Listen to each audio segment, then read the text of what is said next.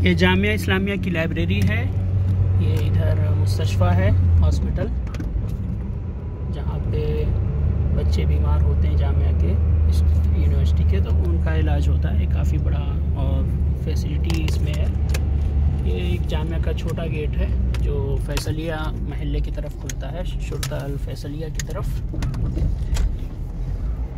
ये कुल्लियतुद दावा है पुराना, और इधर ही माहदुल लुगा पहले था, माहदुल लुगा अल अरबिया। और इधर का जो हिस्सा है ये इधर बाहर है, जामिया की बाउंड्री के किनारे किनारे में चल रहा हूँ फिर वक्त।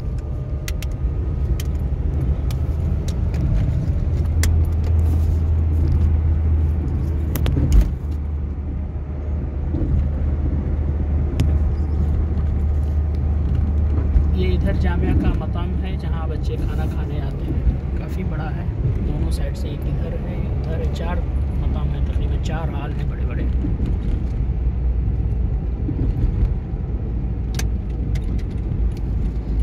ये जामिया की रहाइश गाहें हैं तलबा के लिए।